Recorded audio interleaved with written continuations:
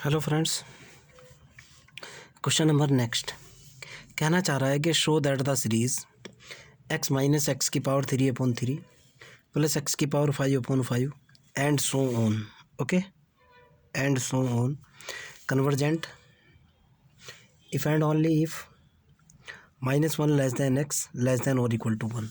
यानी जब x की वैल्यू -1 और 1 के बीच में है तो मेरी ये सीरीज कन्वर्जेंट है। आपको ये सिद्ध करना है, ओके, ठीक है ना। तो मेरे को गिवन दैट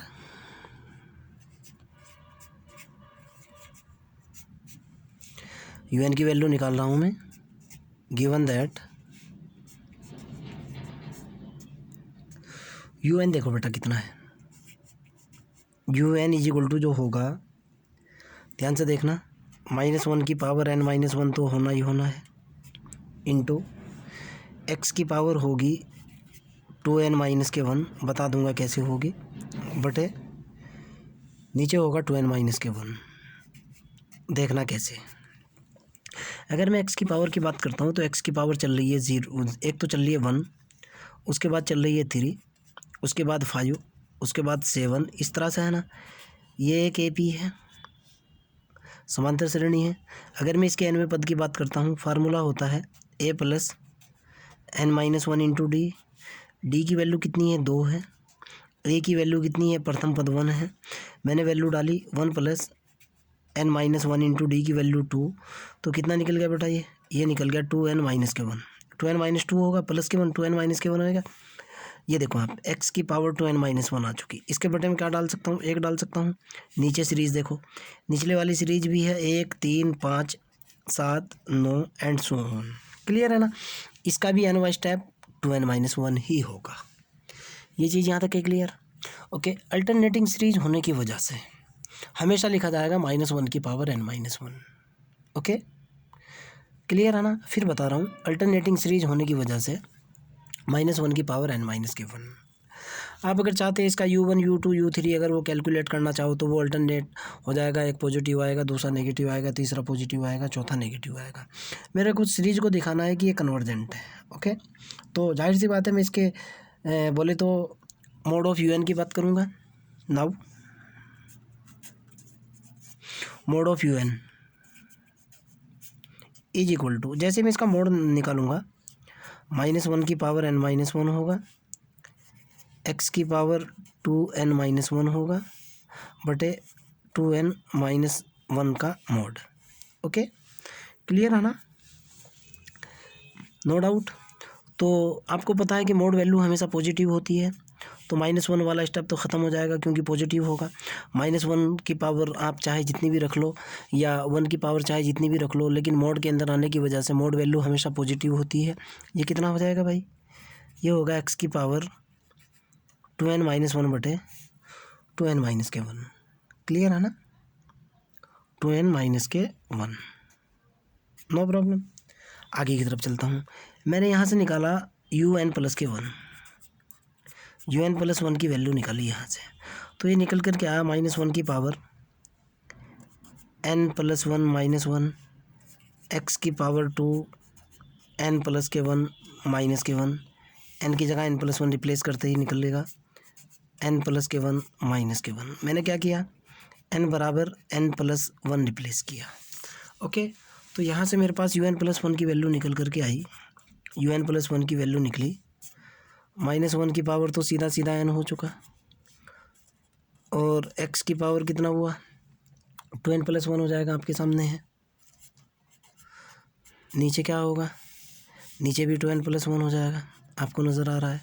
जैसे ही मैं मोड ऑफ UN निकालूंगा, मोड ऑफ UN प्लस 1 निकालूंगा, is equal to mod of -1 की पावर n, x की पावर 2n प्लस के 1 बटे 2n प्लस के 1, कितना निकल करके आएगा, ये निकल जाएगा x की पावर 2n प्लस के 1 बटे 2n प्लस के 1।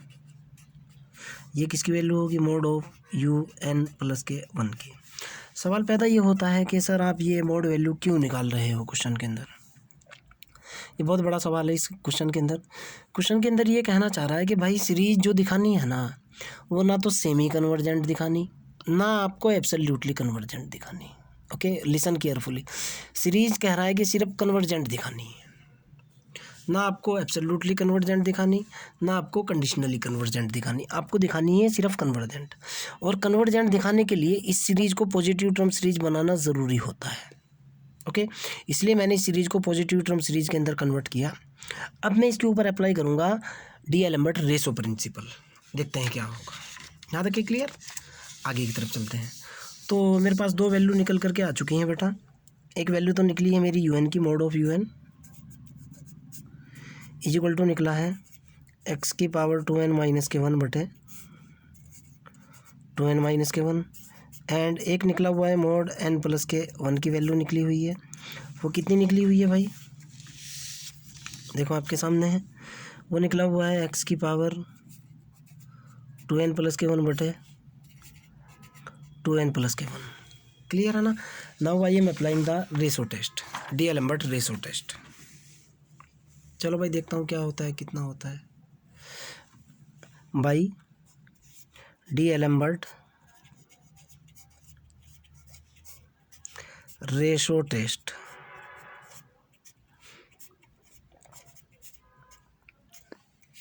डी-एलेम्बर्ट रेशो टेस्ट बोलता है अगर limit n tending to infinity, अब तो मोड ऑफ UN आ चुका बटे मोड ऑफ UN प्लस 1 आ चुका। ओके, अगर ये ग्रेटर देन 1 है तो कन्वर्जेंट है, अगर ये वाली मोड लेस देन 1 है तो डाइवर्जेंट है, और अगर ये सीरीज इक्वल टू 1 के है इसका रिजल्ट, तो टेस्ट क्या है? फेल है। ये आपका टेस्ट है, मैं अप्लाई कर रहा हूँ। Now limit n tending to infinity UN बटे UN प्लस 1 मोड में है सारा, इज इक्वल टू कितना होगा भाई? Limit n tending to infinity, UN की वैल्यू डाली आपने x की पावर 2n माइनस 1 बटे 2n माइनस 1 बटे UN प्लस 1 की वैल्यू 2n प्लस 1 बटे 2n प्लस के 1, कितना निकला? ऊपर निकला 2n प्लस 1 निकला, x की पावर 2n माइनस 1 निकला बटे x की पावर 2n प्लस 1 निकला। यहाँ कितना हुआ? 2n माइनस के 1 हुआ। देखो आप, इससे तो ये कैंसिल, 1/x² बचेगा, सीधे का सीधा, कुछ और नहीं बचना है। तो ये हो जाएगा मेरे पास limit n tending to infinity mod of UN बटे UN प्लस 1 की value is equal to limit n tending to infinity, x की पावर माइनस 1 बच रहा है, यहाँ से मैंने 2n कॉमन ले लिया ऊपर से, 2n कॉमन लेने के बाद 1 प्लस के 1/2n बचेगा, नीचे से माइनस का 2n, नीचे से भी 2n कॉमन ले लिया, 1 माइनस 1/2n बचेगा, x की पावर ऊपर से बच रही है -1, नीचे x की पावर 1, तो जाहिर सी बात है x² बच जाएगा। ये इससे cancel, n tending to infinity पे ये 0, ये भी 0, कितना बचा? 1/x²। क्लियर? नो प्रॉब्लम, ध्यान से सुनना। अब यहाँ से क्या निकल करके आया टेस्ट के अकॉर्डिंग? ओके, अगर 1/x², ध्यान से देखना कैसे है, ये देखो आप, ग्रेटर देन 1 है, टेस्ट के अकॉर्डिंग देख रहा हूँ, अगर ये ग्रेटर देन 1 है तो क्या होगा? कन्वर्जेंट है। इसको सॉल्व करो, यहाँ से 1 ग्रेटर देन x² के ऊपर क्या है? कन्वर्जेंट है। इसी को सॉल्व कर लो, 1 ग्रेटर देन x² का 1 ग्रेटर देन x² का मतलब ये निकलता है। ओके, मोड की फॉर्म में लिख रहा हूँ, mode of x less than 1 के ऊपर क्या है? कन्वर्जेंट है। क्लियर? बात तो एक ही है ना। आगे की तरफ चलता हूँ, अगर इसके ऊपर कन्वर्जेंट है तो इसका एकदम उल्टा, mode of x greater than 1 के ऊपर क्या होगी? अगले पेज पे लिखता हूँ भाई, रुको भैया।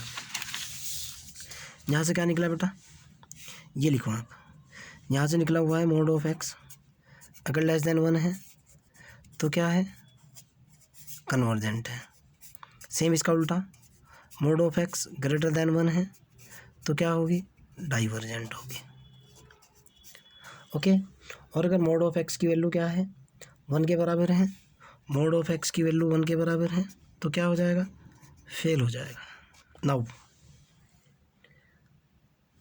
नाउ अगर mode of x less than 1 है। कन्वर्जेंट की बात कह रहा है ना क्वेश्चन के अंदर बात कह रहा है कन्वर्जेंट की, तो कन्वर्जेंट के दायरे में ही रहूँगा ना मैं तो। Mod of x less than 1 है, तो इसका मतलब ये निकलता है माइनस के 1 less than x less than 1, equal to भी लगा सकते हो आप, कोई दिक्कत वाली बात नहीं है, ठीक है ना। यहाँ इक्वल टू हो सकता है, दोनों में से एक वैल्यूड हो। क्लियर। या अगर आपको डाउट लग रहा है तो ये लो यार, मैं हटा ही दूंगा, -1 less than x less than 1। अब एक एक के ऊपर चेक करूँगा मैं। जब now when x is equal to कितना है, एक्स इज इक्वल टू कितना है, सपोज दैट 1 है, देन सीरीज की बात करो भाई। हाँ, देन आपकी सीरीज क्या है, सीरीज देखो भाई, एक्स की वैल्यू डाल लो यहाँ पे 1, यही है ना आपकी यू एन। ओके, तो आपकी जो सीरीज़ है एक्स की वैल्यू 1 डालते ही इस सीरीज़ के अंदर वैल्यू डालो, कोई दिक्कत नहीं है। देन एक्स की वैल्यू 1 डाली, 1 minus 1/3 plus 1/5 minus 1/7 plus 1/9। Okay, इसी तरह से होगा ना। ये कैसी सीरीज़ है, अल्टरनेटिंग सीरीज़ है ना, अल्टरनेटिंग सीरीज़ बन गई। इसका u1 देखा आपने, u1 की वैल्यू कितनी है, 1 है। u2 देखा 1/3 है, u3 देखा 1/5 है। तो u1 ग्रेटर देन और इक्वल टू u2 नहीं है क्या, क्या 1 बड़ा नहीं है 1/3 से, 1/3 बड़ा नहीं है 1/5 से। ओके, पहली कंडीशन तो पास। सेकंड कंडीशन चेक कर रहा हूँ, लेमिनिटीज टेस्ट लगा रहा हूँ, लेमिनिटीज टेस्ट क्या होगा भाई, लेमिनिटीज टेस्ट है कि limit n tending to infinity, un अगर 0 है तो मेरे पास क्या होनी चाहिए, कन्वर्जेंट होनी चाहिए। ओके, चेक करके देखता हूँ। un की वैल्यू कैलकुलेट करी मैंने, un इज इक्वल टू कितना निकला यहाँ से, un की वैल्यू देखो हम भाई, 1 3 5 7, un की वैल्यू निकली सीधा 1/2n - 1 होगी। देखो आप, एक यहाँ से देखो, 1 3 5 7, 1 3 5 7, ए पी बन रहा है, ए पी का अनवा पद a plus n - 1 into D, 1 plus n - 1 into 2, कितना निकल गया, 2n - 1 निकल गया ना, 2n - 1। जब इसके ऊपर लेमिनिटीज टेस्ट अप्लाई करूँगा, limit n tending to infinity, un is equal to limit n tending to infinity 1/2n - 1, n tending to infinity पे कितना आएगा, 0। आप क्या कहोगे, सो दैट सीरीज क्या है आपकी, सीरीज इज कन्वर्जेंट। क्लियर, एक तो केस पे हो चुका। अब जब x इज इक्वल टू -1 है, again when x is equal to -1,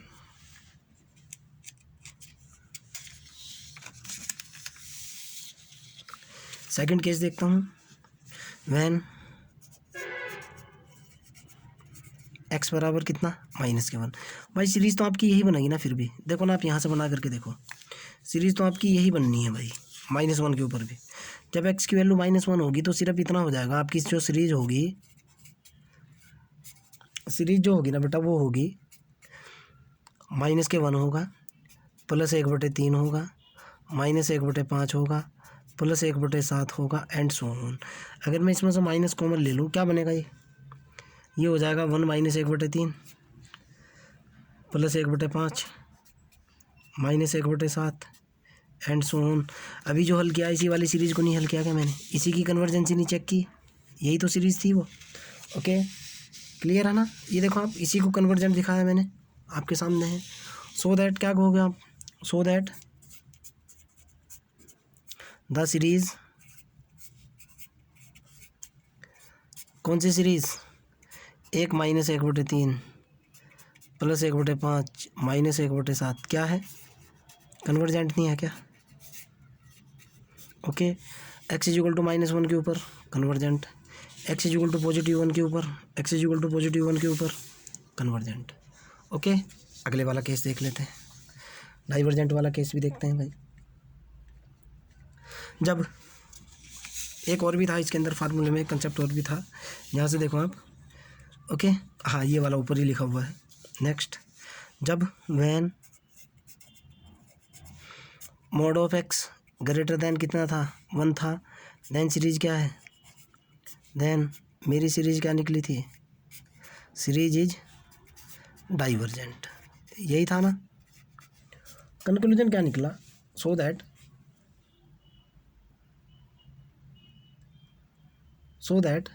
short में लिख रहा हूँ, so that the given series